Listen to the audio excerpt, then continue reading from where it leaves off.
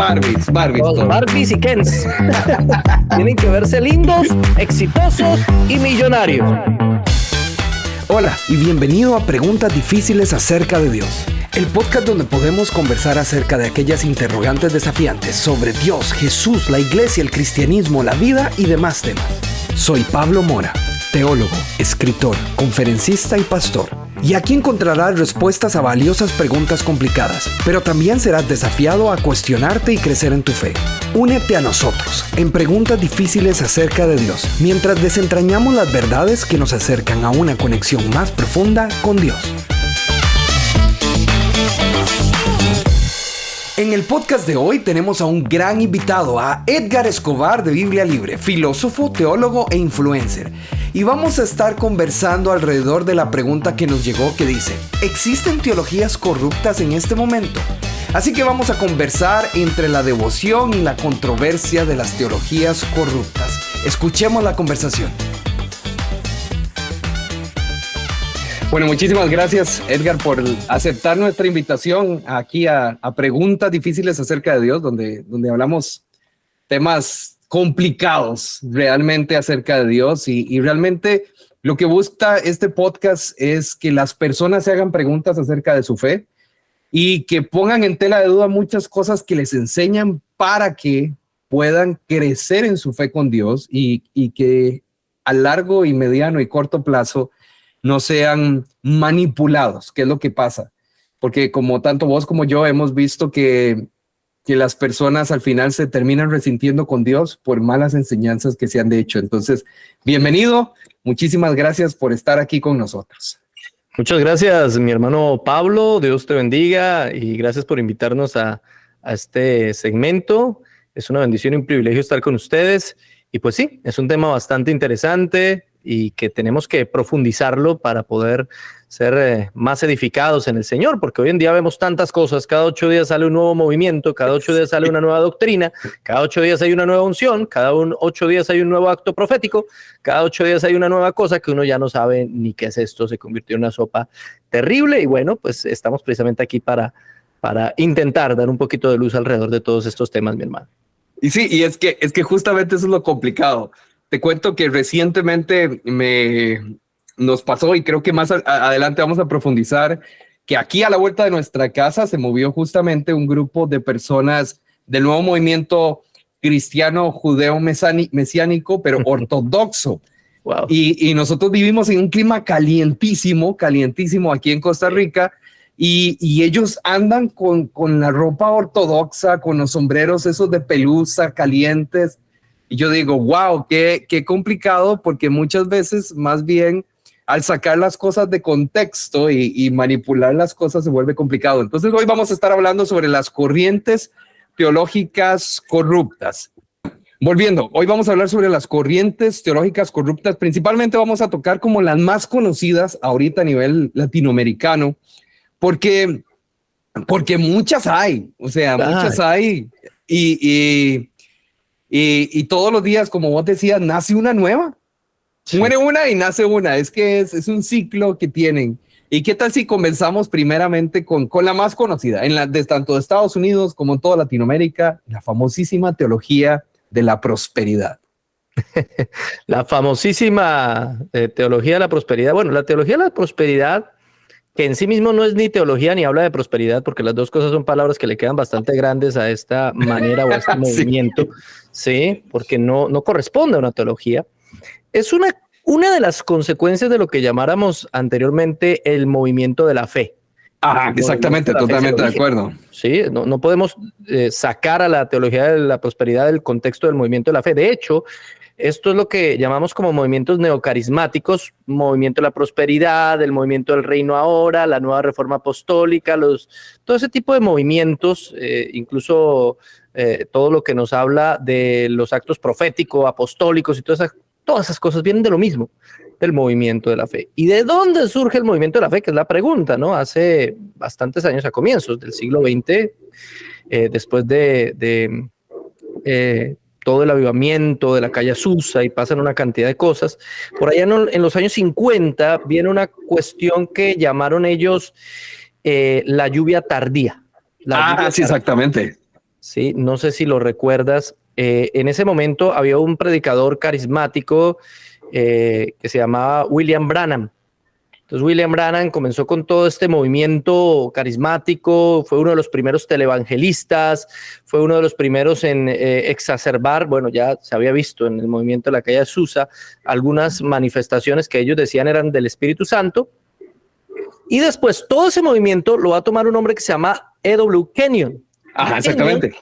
Kenyon mezcla todo eso con lo que se llama el nuevo pensamiento, que era una filosofía existencialista de un hombre que se llamaba Phineas Kimby, y él no era cristiano, pero para Kenyon eso cuadraba perfectamente, ¿no? Y comienzan a surgir unos conceptos como hay que tener fe en la fe, ¿sí? Exactamente, porque para que las personas que nos están escuchando no saben, el movimiento del pensamiento lo que decía es, si usted quiere prosperar, trabaje duro, pero Dios no tiene nada que ver. Cuando se mezclan el cristianismo, le dan vuelta a la tortilla y dicen, si usted quiere prosperar, Dios te prospera y no necesitas trabajar duro.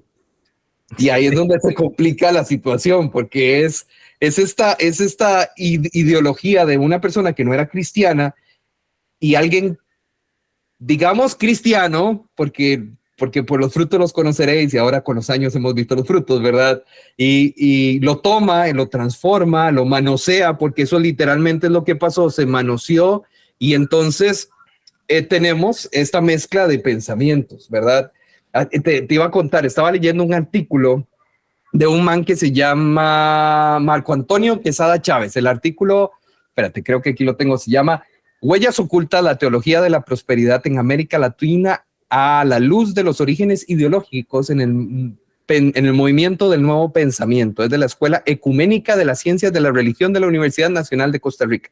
Uh-huh. Y me llamó muchísimo la atención porque en el artículo habla sobre justamente el neopentecostalismo, el neocarismático, que dice que es la corriente religiosa con más crecimiento en el mundo a la par del Islam. Sí, es verdad. Es una locura. Y esta corriente teológica le ha dado nacimiento a la teología de la fe, la teología de la prosperidad y a otro montón de cosas.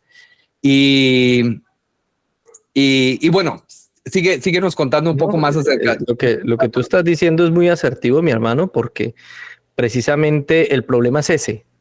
El problema es que todos estos movimientos parten de una concepción errada de lo que es la fe.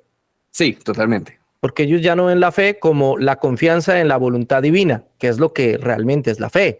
Es confiar en que Dios hace, en que Dios es soberano, en que Dios tiene bajo control todas las cosas. No, sí. Ahora la fe no es eso. Ahora la fe eso es lo que dicen, exactamente. Es una energía, es una fuerza. Es como la fuerza de Star Wars. Es un sentimiento energético, exactamente. Es como la fuerza de Star Wars. Mejor explicación no hay, exacto. Es como la fuerza Star Wars. Y se basan en algunos versículos bíblicos como Hebreos 11:13, por ejemplo, para sacar todo ese tipo de falsas doctrinas, que por la fe entendemos que ha sido constituido el universo. Ah, entonces Dios hizo el universo por fe. Predicaron algunos. Y uno dice, pues, ¿en quién va a tener fe Dios? Por favor. Sí, Dios es el depositario de la fe. Él no tiene fe porque él no tiene nadie en quien depositar confianza. ¿Sí? Yo vi esa prédica y al final el man decía, es que Dios tuvo fe en sí mismo. Y yo, ok. Ay, Dios mío, él confía en él mismo. Él sí confía que él puede. Se dice, Dios, tú puedes. Alta autoestima, es un Dios con alta autoestima. Ese tipo de cosas, ¿no? Cuando Efesios 2:8 nos dice algo completamente contrario, porque por gracia sois salvos, y esto no de vosotros, sino por medio de la fe. Esto no de vosotros, pues es don de Dios. Es don de Dios. Hebreos 12:2, puesto los ojos en Jesús, el autor y consumador de la fe. Es decir, la fe es algo que el Señor pone en nuestro corazón para que confiemos y descansemos en Él. Él es el depositario de la fe. La fe no es una fuerza, no es una energía, no es una cosa místico, mágico, maravillosa, por allá toda extraña. No. Es la confianza que nosotros tenemos en el Señor. Entonces, a partir de ahí es que surgen todos esos otros movimientos. Y es loco, o sea, estaba leyendo acerca justamente de la teología de la prosperidad y cómo cuando llega a Latinoamérica, porque no llegó recientemente, empezó a llegar a partir del año 70, pero se mezcla con el movimiento que creó este famosísimo hombre, Jim Jones, el el del suicidio masivo del De 78, Guyana, sí. que él inventó el movimiento del socialismo apostólico, donde él decía que Jesús lo que vino a imponer fue un socialismo donde todos eran iguales, pero siempre había una cabeza del poder al frente, y esta cabeza del poder era Jesús, pero Jesús había impregnado a ciertos apóstoles para que se hicieran cargo, y al final el hombre termina matando a casi 1,000 personas en un suicidio masivo. Pero como esta ideología se quedó en Sudamérica y se mezcló dentro de las iglesias, inclusive hoy lo vemos, los pastores que son todopoderosos, ¿verdad? Donde solo el pastor dicta lo que se tiene que hacer, y como el pastor está moviendo a las personas a la prosperidad, el único que prospera es el pastor.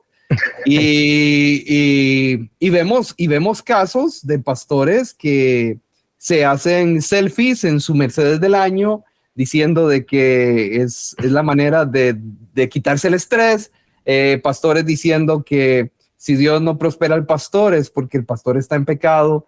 Y el problema es que se evita, esta teología principalmente evita cosas básicas como palabras de Jesús: en el mundo tendréis aflicción, en el mundo tendréis persecución, en el mundo van a mentir acerca de ustedes, y todo este tipo de cosas las evitan y las hacen a un lado y las satanizan. O sea, yo te doy un ejemplo. Yo crecí en una iglesia neopentecostal de alguna u otra manera, y con el paso del tiempo, cuando finalmente salí de ahí, pude estudiar teología, etcétera, etcétera, me doy cuenta de esa satanización de el estar mal, de si estás en enfermedad es porque estás en pecado, si estás en pobreza es porque estás en pecado, si estás mal es porque estás en pecado.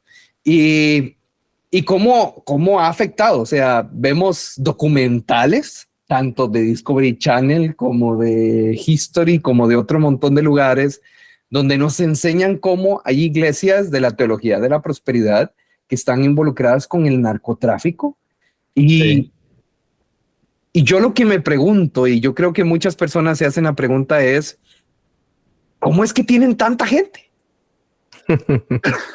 Precisamente por eso, por el discurso. Mira, en los años 60, en la ciudad de Medellín comenzó un movimiento carismático católico que luego se extendió a los protestantes, que es la famosa teología de la liberación. ¿Sí? Ay, sí, claro que sí. En los años 60 estaba de moda el asunto, estamos en plena Guerra Fría y todo el cuento, ¿no? Entonces a la guerra de clases, y los ricos son los malvados y los pobres somos pobres por culpa de ellos. Entonces estamos en esa guerra de clases. Entonces la iglesia toma la ideología de tenemos que trabajar para que los pobres no sean pobres, para que los pobres se levanten, ¿sí? Para acabar con la opresión de los ricos. Y comienza todo a infiltrarse toda esta ideología de la teología de la liberación. Y cuando se mezcla con el protestantismo, crean un caldo de cultivo perfecto para estas nuevas ideas que venían precisamente desde los Estados Unidos, que les planteaban el hecho de que ser pobre es malo. No solamente es malo o no ven el hecho de ser rico como algo malo, sino que ahora ser pobre es malo, porque si tú eres pobre por tu falta de fe. Te faltó fe. Si tú tuvieras la fe, tú serías rico. Entonces ellos comienzan y utilizan ese movimiento de la liberación para decir, no, es que entendimos mal el discurso. Sí, hay que acabar con la pobreza, pero no hay que acabar con la riqueza. La idea es que los pobres se vuelvan ricos, y la única manera en que los pobres se vuelvan ricos es que tengan fe, porque la fe los hará ricos, porque el Señor nos hizo millonarios, porque Él pagó nuestras deudas en la cruz del Calvario, porque si eres pobre es por tu culpa, porque no has creído en las promesas que Él te ha regalado. Entonces el pobre terminaba sintiéndose pobre, o sea, primero con un resentimiento terrible por los ricos, y segundo con un resentimiento terrible por él mismo, porque era su propia culpa ser pobre. Y se sentían en pecado, ¿verdad? Que quede claro. Entonces claro. Había que pagar indulgencias. No, yo soy pobre por mi culpa, me faltó más fe. ¿Cómo es posible? Y entonces y ahí comienzan a mezclarle ya manipulación económica y todo el asunto, que eso viene también de los Estados Unidos, ya se hacía aquí mucho tiempo antes y luego lo llevan a Latinoamérica, ¿no? Y entonces la manipulación económica, si tú no das, ¿cómo piensas recibir? Y es que, vamos de nuevo, ahí entra de nuevo el padre de todo esto, que es la teología de la fe. que para los que no saben, la teología de la fe dice sencillamente, crees que Dios es bueno, entonces a ti te toca soñar en grande. Y si no lo haces es por falta de fe. Nada es imposible para Dios, y si para vos las cosas son imposibles es porque te hace falta la fe. Si quieres crecer financieramente, Dios es el dueño del oro y de la plata. Si no creces financieramente es por falta de fe. De hecho, estaba justamente leyendo una página web de una iglesia en Estados Unidos que conozco, que son parte de la teología de la fe, y me da coraje ver este tipo de cosas, y te lo leo. Dicen, cuando vamos, porque esto es de la iglesia, cuando vamos a ofrendar, leemos todos juntos las siguientes frases. Al entregar la ofrenda hoy, estamos creyendo en el Señor por trabajos y mejores trabajos, aumentos, bonificaciones, beneficios, ventas, comisiones, asentamientos favorables, fincas y herencias, intereses, ingresos, reembolsos, devoluciones, cheques en el correo, regalos, sorpresas, encontrar dinero, deudas pagadas, disminución de gastos, bendición y aumentos. Y aquí es donde se pone súper interesante. Gracias, Señor, por satisfacer todas mis necesidades financieras, para que yo pueda tener más que suficiente para dar en el reino y promover el evangelio. Entonces, o sea, literalmente ellos dicen, Dios, si no tengo más que suficiente, yo no doy y no hago nada. Es como torcerle el brazo a Dios. Sí, claro. Y ese siempre ha sido la teología de la fe. Digamos, tenemos al famosísimo, y a mucha gente le voy a caer mal, al famosísimo Kenneth Copeland, ¿verdad? Que es el mayor exponente en Estados Unidos de esta teología.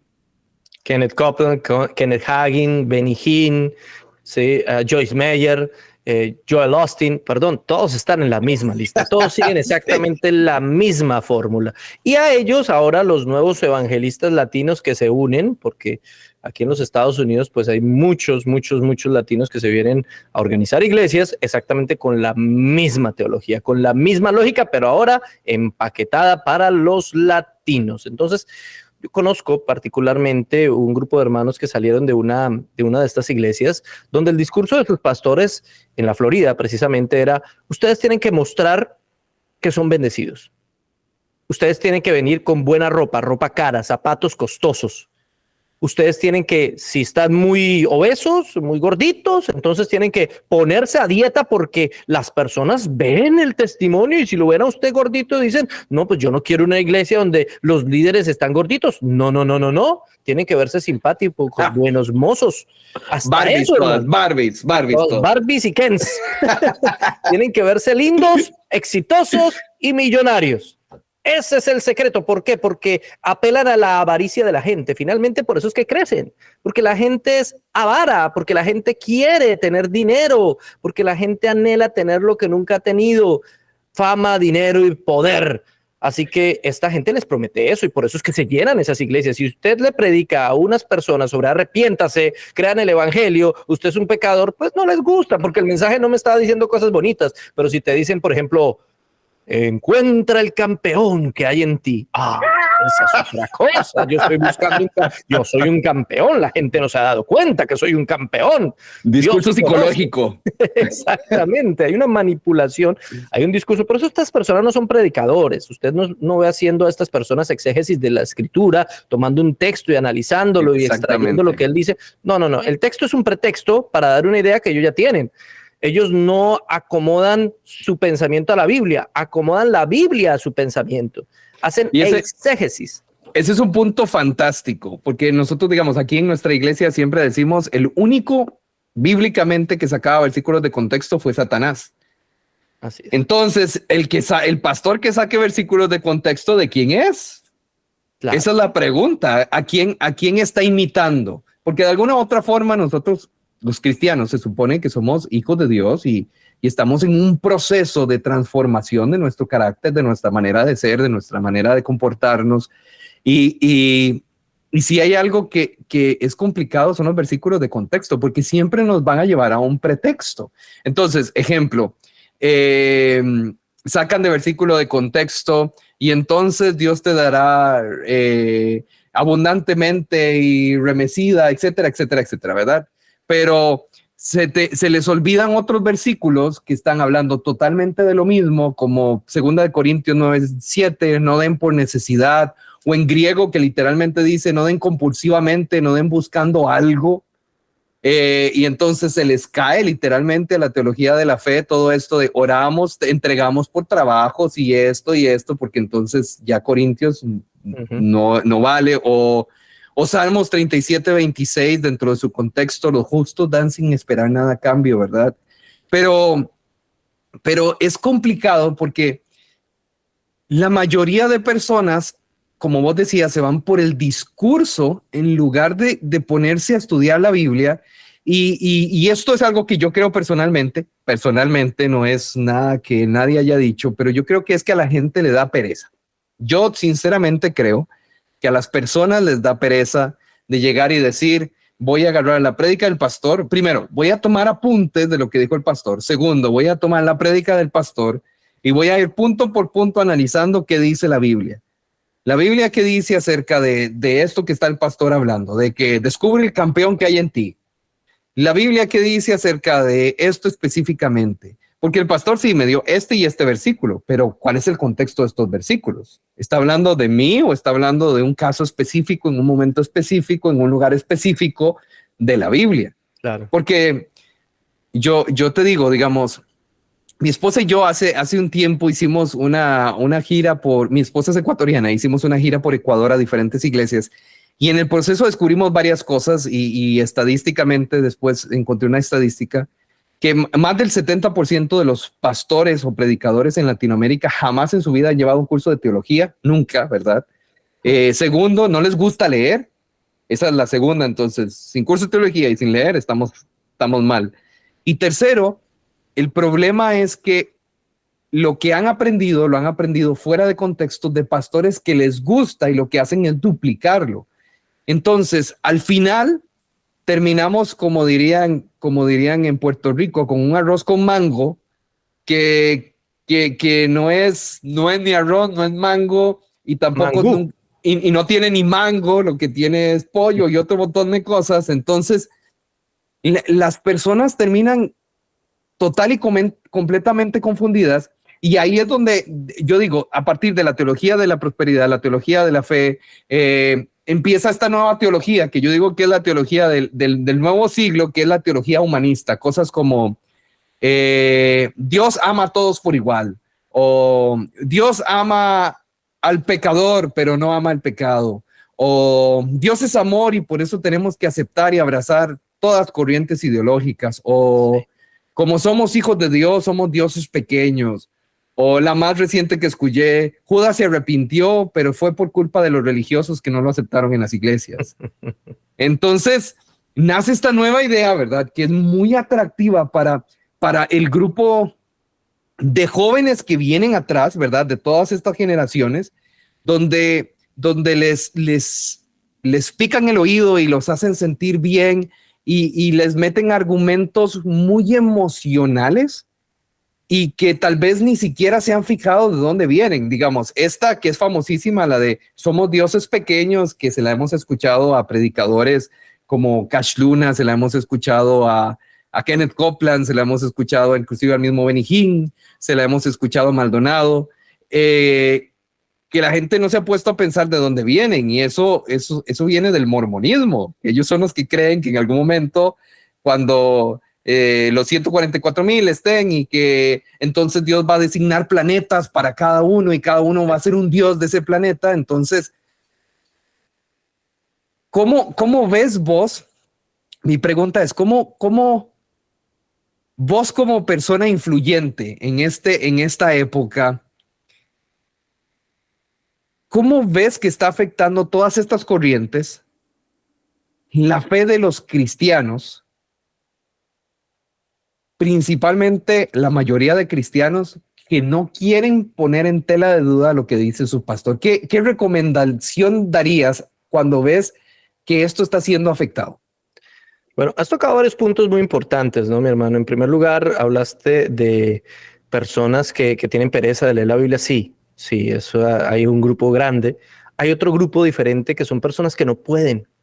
Es decir, no es que no puedan leer, no pueden entender porque Buenísimo punto. tienen, pues, no tienen los estudios suficientes, son personas de una avanzada edad o son personas que pues cognitivamente les cuesta, tienen dificultades de aprendizaje, etcétera, etcétera. Hay mucho tipo de personas y precisamente por eso el Señor estipuló que hayan pastores y maestros o pastores en las iglesias para que capaciten y enseñen la palabra a las personas. Si cada cual pudiera solamente aprender por sí mismo sin necesidad de nadie más, pues no habrían pastores.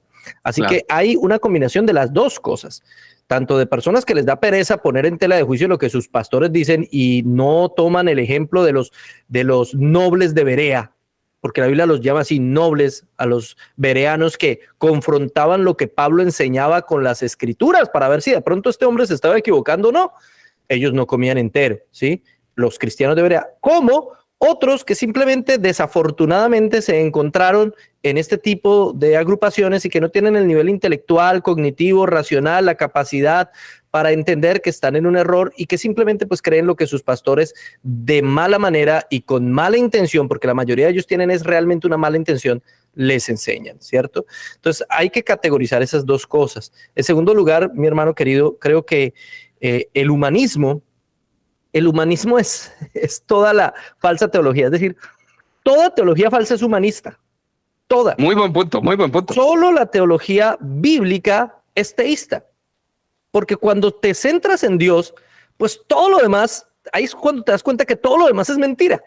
Gran Si tú análisis. miras, movimiento de la prosperidad, movimiento de la fe, movimiento del reino ahora, movimiento profético apostólico, todo gira alrededor de el hombre y sus necesidades y no alrededor de Dios y su gloria. Y esa es la diferencia entre el verdadero evangelio y los falsos evangelios. Los falsos evangelios giran alrededor del hombre y sus necesidades. El verdadero evangelio gira alrededor de Dios y su gloria. Gira alrededor de este texto clave.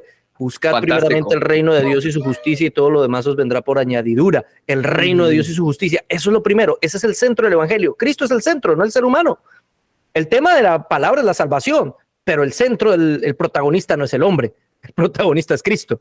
¿Sí? Cuando tú pones al hombre por protagonista, entonces ya, ¿cómo ser millonario? ¿Cómo ser feliz? ¿Cómo ser exitoso? ¿Cómo tener dinero? ¿Cómo cumplirle a Dios por medio de normas? Y ahí comienzan todos los falsos evangelios a surgir. Todo falso evangelio se centra en el hombre. De hecho, eso fue lo que Satanás le prometió a Eva. Cuando tú remontabas el hecho de esta falsa idea de que el hombre puede ser un pequeño Dios, que el hombre se puede convertir en un Jehová Junior, como dijeran por ahí algunos que ya hemos escuchado, Jehová Junior, ¿sí? Esa idea es tan antigua como los mormones y de hecho es mucho más antigua que los mormones. Esa Sí. idea proviene de Satanás cuando le dice a Eva Claro. que lo que pasa es que Dios sabe que tú serás como Dios.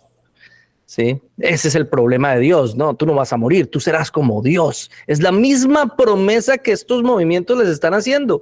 Ponen a Dios como un súbdito del hombre y no al hombre como el súbdito que debe ser de Dios, ¿sí? Entonces nos están vendiendo el cuento de que no, Dios no puede venir a la tierra si tú no haces ciertas cosas, así que Dios está bajo mi control. Es que Dios quiere ayudarte, pero depende de ti, de cuánto tú hagas, de cuánto tú ores, porque es que no, Cristo no ha vuelto porque no estás ofrendando lo suficiente o diezmando lo suficiente, como dijo cierto predicador muy famoso por acá hace poco, ¿sí? Si Cristo no vuelve es porque no están dando suficiente diezmo, no le alcanza para el pasaje, hay que entender a Cristo, ¿sí? Entonces nosotros creemos que podemos declarar, proclamar, decretar y se tiene que hacer porque Dios termina siendo un súbdito del hombre. Ese es el evangelio humanista, cuando es todo lo contrario. Dios es el todopoderoso, el absolutamente otro, ¿sí? Como dijera Paul Tillich, aquel que es el ayer, el hoy y el mañana, el eterno presente, el que hace lo que quiere, como quiere, cuando quiere y porque quiere. Y no tiene que dar explicaciones. No tiene que darle explicación a nadie. Si pudiéramos entender eso a través de la palabra de Dios, del estudio de Dios, y es que el problema, hermano, es que las iglesias no enseñan eso, no enseñan lo que llamamos nosotros atributos de Dios. Pocas son las iglesias que enseñan esos temas. ¿Quién es? ¿Cómo es Dios? ¿Cuáles son las características de Dios? Cuando tú conoces la naturaleza de Dios revelada en las Escrituras, todo lo demás comienza a caerse. Wow, si Dios es así, entonces, entre más conoces a Dios, más te das cuenta lo pequeño que eres. ¿Sí? Entre más ves la gloria y grandeza de Dios, más te das cuenta lo insignificante que eres en todo esto y que es solamente por misericordia que Él quiso salvarte. Y entonces te das cuenta que el evangelio no es para saciar tus necesidades, sino para glorificar su nombre. Y toda la perspectiva da una vuelta, un giro total.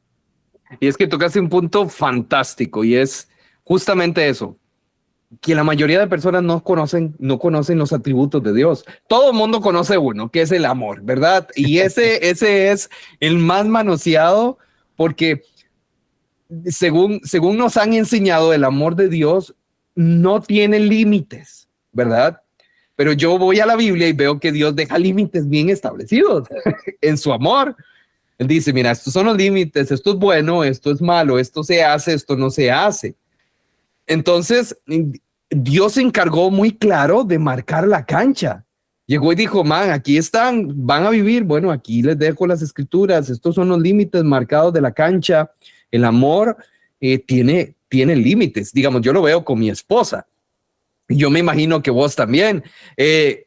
Yo amo a mi esposa, pero ella como persona, ella tiene sus límites en el amor, en la manera como se expresa, cómo se habla y un montón de cosas que, digamos, en mi caso, ella es ecuatoriana.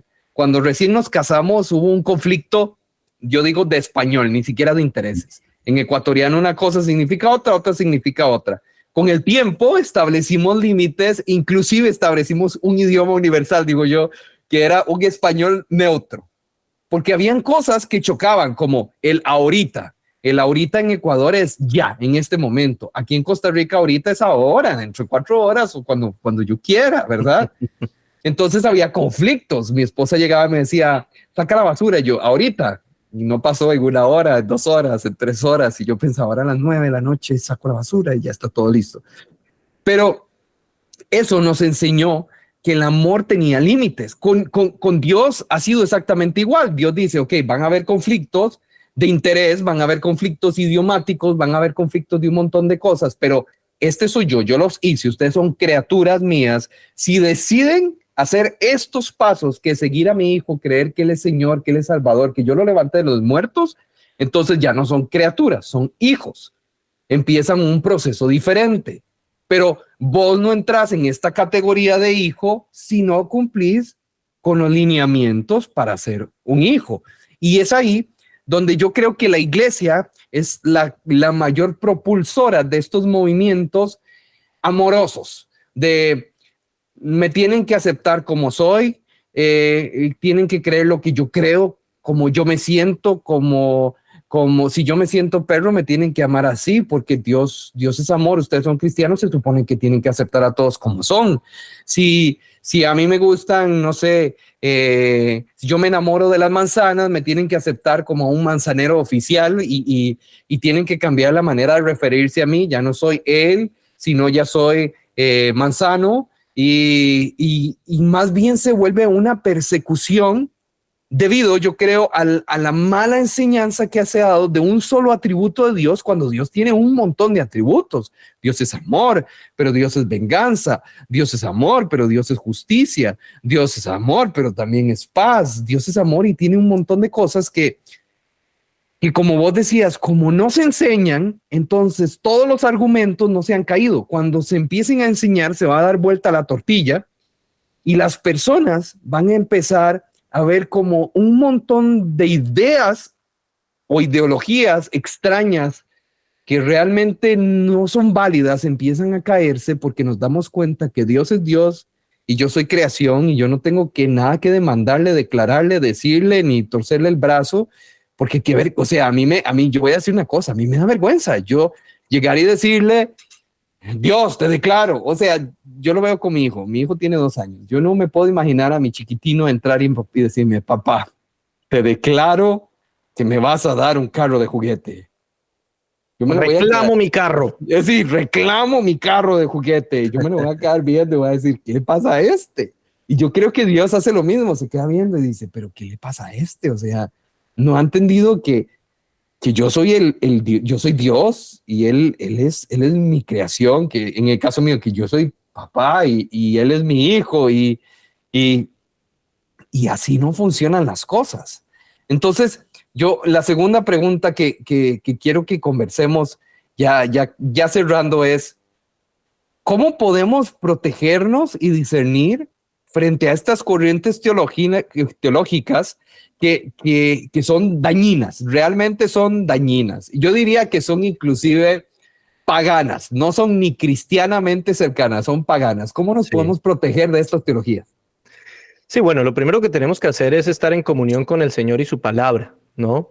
Porque si desconocemos la palabra de Dios, si no tenemos un estudio sistemático, organizado, consciente de la palabra del Señor, pues no vamos a poder identificar las falsas doctrinas. Y no se trata solamente de ir a la iglesia y aprender lo que me enseñan. Eso es parte, claro que sí. Yo voy a la iglesia, el pastor me capacita, me enseña la palabra y eso ayuda muchísimo. Pero también tiene que ver con mi propio estudio personal.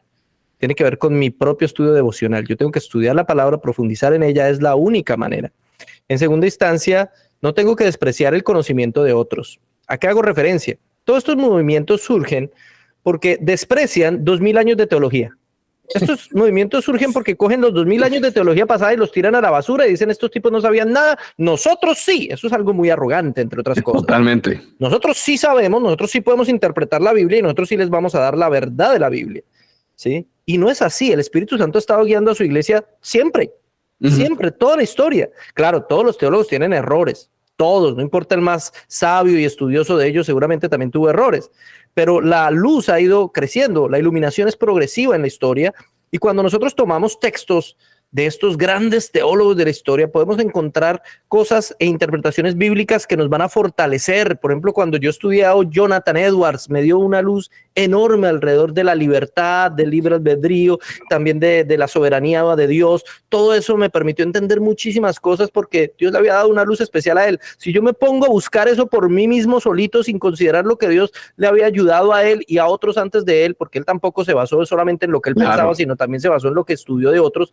entonces pues hubiera quedado como en la nada. No podemos despreciar. Obviamente la Biblia es nuestra única regla de fe, doctrina y gobierno. Obviamente la Biblia está por encima de todo lo demás, pero todo lo demás nos sirve para tener más luz de la Biblia, porque nuestros hermanos en el pasado también estudiaron la Biblia. Y déjame decirte, ellos sabían muchísimo más que nosotros y estudiaban mucho más tiempo. No se entretenían en Facebook, no se entretenían por allá en YouTube, no se ponían a jugar nada de eso. Ellos se la pasaban leyendo, escribiendo. 128 creo que fueron los libros que escribió Calvino, no estoy seguro. Sí, 100 algo, libros. Si uno logra escribir 1, 2, 3 libros en la vida, fue mucho y uno se siente súper exitoso. ¿Sí? Sí. Pero este hombre escribió 128, es decir, ¿qué más hacía? Y no es un libro ahí contando anécdotas como los que hoy tienen Joyce Meyer o Joel Austin, de 70 libros escribiendo chistes. No, mi hermano, eran libros teológicos, fuertes, bíblicos, que confrontaban posturas y uno dice, wow. Y libros de 600 páginas de los grosotes, ¿verdad? Estoy leyéndome uno que se llama La Dogmática Reformada, que es un resumen, hermano. Es un resumen. Y tiene como 800 páginas. Una cosa brutal. ¿Sí? Entonces uno no puede desconocer esto. Uno tiene que también acercarse a lo que otros han enseñado, buscar maestros de sana doctrina que le enseñen, porque para eso Dios colocó maestros de sana doctrina. Si ya sé que Joel Austin no me da confianza, pues busco otros que puedan darme la confianza bíblica, que me lleven a mí al estudio personal, que no tengan temor en que sean confrontados con la Biblia, porque todos estos personajes se caracterizan por lo mismo, no les gustan para nada que les confronten con la palabra, ¿sí? Y te dicen cosas como, es que no tienes suficiente revelación. Tú no tienes suficiente, te falta la revelación del Espíritu. Eso es una excusa barata para decir no tengo respuesta, quedé mal y es culpa suya porque no tiene fe. ¿Sí? Y vuelven al mismo punto. Entonces busquemos personas que nos enseñen la palabra, estudiemos por nuestra cuenta la palabra, leamos, hay que leer, no hay nada que hacer y hay que estar en comunión con Cristo, hay que buscarlo en oración, porque solamente el Espíritu Santo nos lleva a toda verdad. Yo conozco gente que sabe muchísima Biblia, más que yo, y sabe muchísimas cosas y aún así no tienen luz. ¿Por qué? Porque la única manera de entender las Escrituras es por medio del Espíritu Santo de Dios. Solo el Espíritu Santo de Dios puede hacer que entiendas lo que el texto realmente quiere decir. ¿Sí? El conocimiento de Dios es un conocimiento no solamente intelectivo, también es un conocimiento de la experiencia y un conocimiento del Espíritu, va mucho más allá. ¿Sí? Es un conocimiento completo. Entonces hay que conocer a Dios, hay que acercarnos a Dios en todo sentido y Él nos estará guiando a toda verdad. El Espíritu Santo es el que nos guía a toda verdad. Entonces, descansemos en el Señor y es necesario, mi hermano, porque con tantas corrientes, con tantas cosas, con todo el mundo que hoy en día es teólogo, mi hermano querido, porque hoy en día el cartón de teología sale en un tamal, eso es una cosa impresionante, ¿sí? Y todos, y ahora sacan doctorados todos, porque tú vas a ver y Benny Hinn es doctor, es el doctor Benny Hinn. Ah, ¿sí? Es que... Son doctores, sí. Todos ellos tienen doctorados. Entonces, no, hombre, ¿cómo va a tener doctorado este hombre que ni siquiera sabe leer un texto bíblico?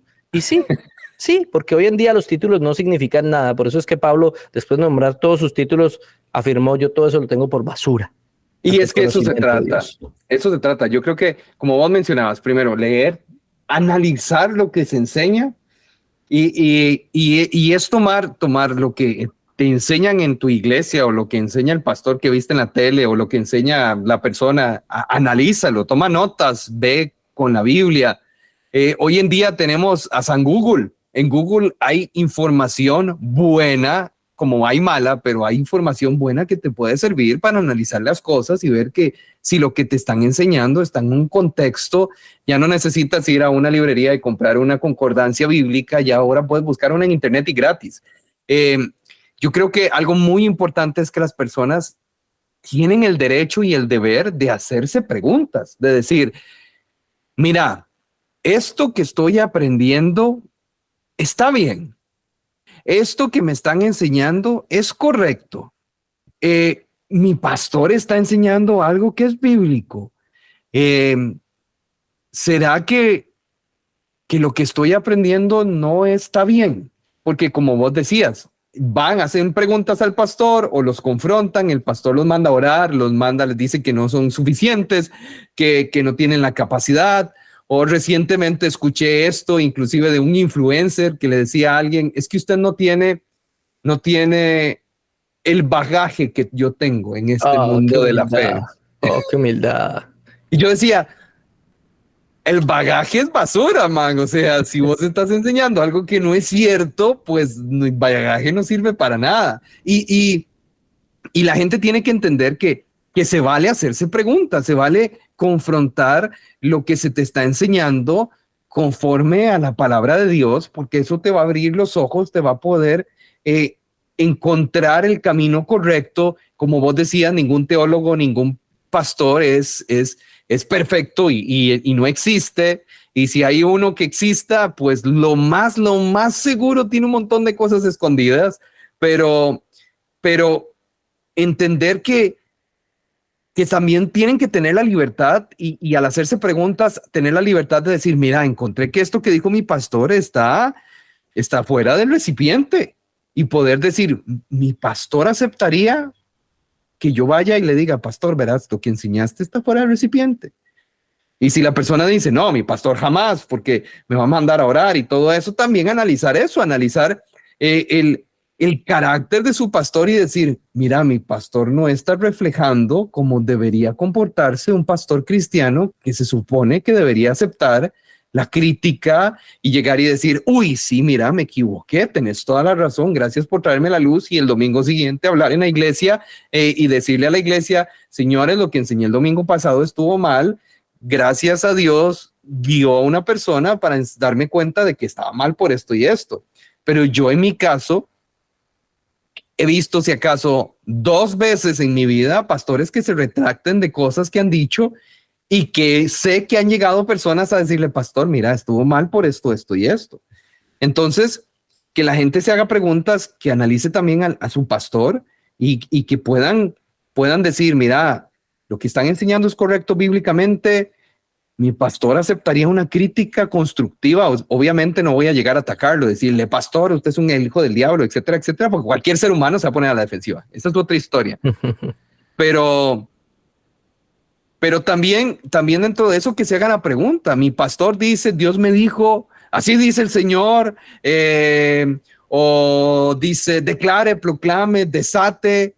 Y yo me voy a la Biblia y encuentro un Ezequiel 13 que dice, si alguien dice, así dice el Señor, que lo pongan en tela de duda, porque más bien una persona humilde debería llegar y decir, miran, yo siento esto de Dios, pero pónganlo ustedes a prueba, pónganlo a prueba, como Jesús mismo lo dijo, pongan a todos los profetas a prueba, que se cumpla todo, que como Pablo después reitera, que todo se cumpla. Si se cumple todo lo que el profeta dijo, pues es de Dios. Y justamente yo, Pablo, personalmente estoy en contra de las personas que se autodominan profetas, apóstoles, evangelistas o inclusive pastores. Yo he tenido que aprender a aceptar el título de pastor y en la iglesia cada vez que alguien viene y me dice, pastor, tal y tal cosa, yo digo, Pablo, dígame Pablo, yo me llamo Pablo. Estamos iguales, estamos a la misma altura. Y que si su pastor, si usted me está escuchando y su pastor es de esos que se autodeclaran o los han declarado apóstoles, profetas, evangelistas, maestros y constantemente lo andan diciendo, también ponga eso en la balanza y diga, ¿cómo está la humildad de mi pastor?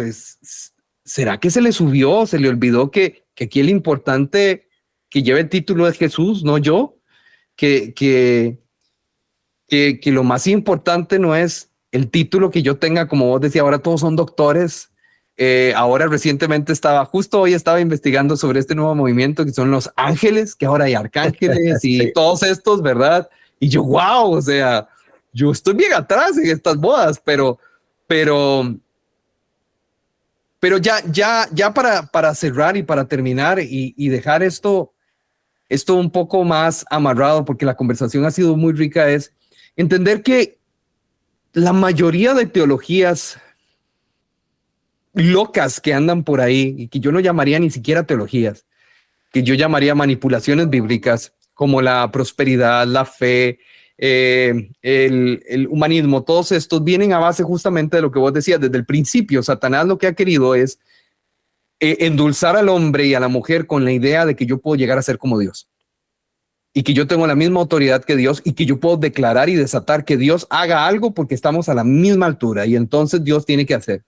Y si vos estás metido en un mundo donde se están enseñando estas teologías, mi recomendación es sal huyendo de ahí, porque no vas a lograr aprender realmente lo que Dios te va a enseñar a través de su escritura y crecer, sino que se te va a endulzar el oído y te van a enseñar cosas que bíblicamente no son correctas y puedes buscar otro lugar donde haya una sana doctrina, haya una sana enseñanza, donde puedas hacerte preguntas, donde puedas conversar con tu pastor e inclusive si tienes que confrontarlo de una manera adecuada, decirle, pastor, lo que enseñaste estaba mal, que él lo reciba.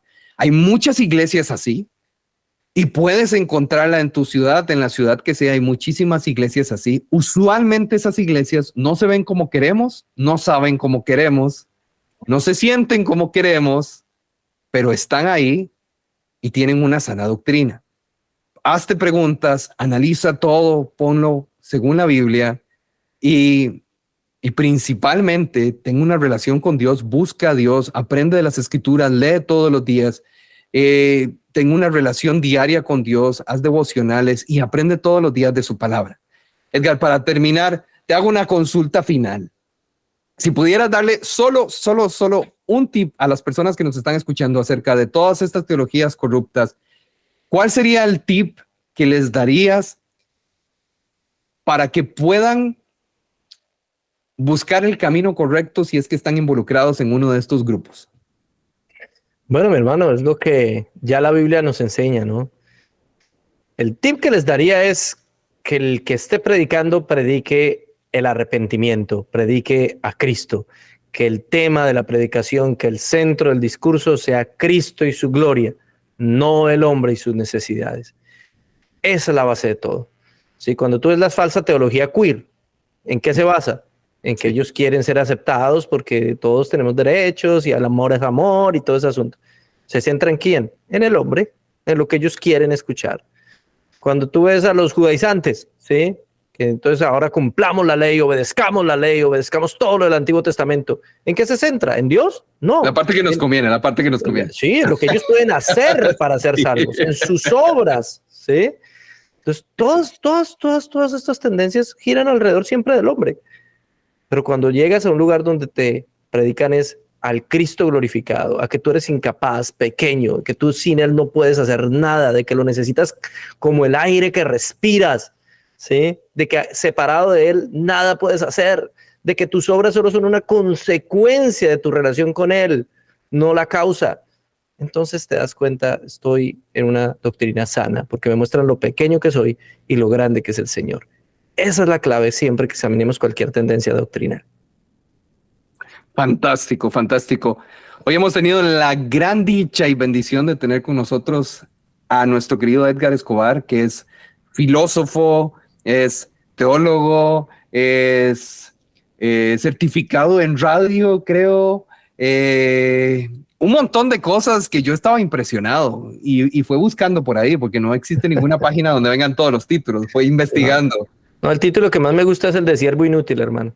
Es fantástico. Ese yo también lo tengo y ese todavía no me he graduado de ese. Sí, yo tampoco, no he alcanzado.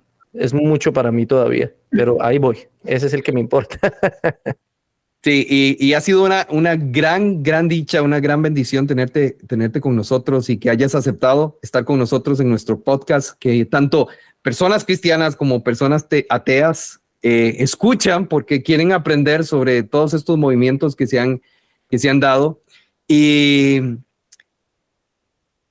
lo más importante que voy a dejar para finalizar a las personas es que entiendan una cosa. Dios es lo más grande que hay, es lo más maravilloso que hay. No hay nadie como Él, nadie se compara. Nosotros somos sus criaturas y si vos has decidido seguir a Cristo, crees que Dios lo levantó de los muertos y lo has declarado, ahora eres su hijo y tienes al Espíritu Santo contigo.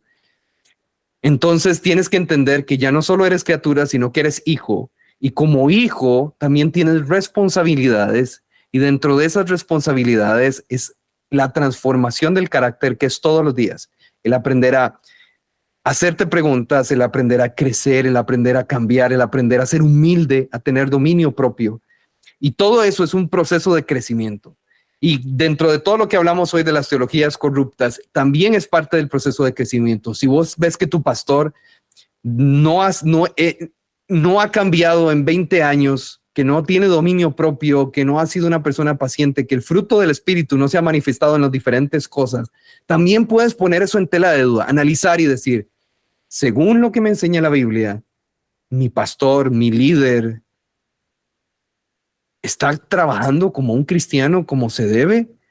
No estoy diciendo que lo juzgues y lo mandes al infierno, sino que lo analices porque es la persona de la que estás aprendiendo, es la persona de la que estás creciendo en este momento y no hay nada mejor que crecer en un ambiente adecuado donde puedas crecer, prosperar en la palabra correcta. No estoy hablando de dinero, sino prosperar cristianamente en el crecimiento de la palabra de Dios, todos los días en la relación con las demás personas, con tu familia, en el amor a Dios, en el servicio, etcétera, etcétera, etcétera.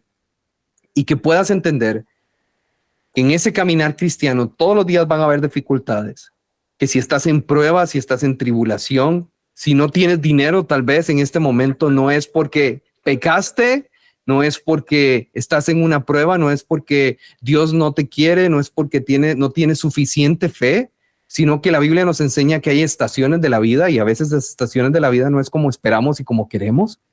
Y que entiendas que en el caminar con Cristo hay un proceso y me encanta como lo decía Santiago, que decía, alegrémonos en medio de las dificultades. Es una actitud de cómo se ve la vida.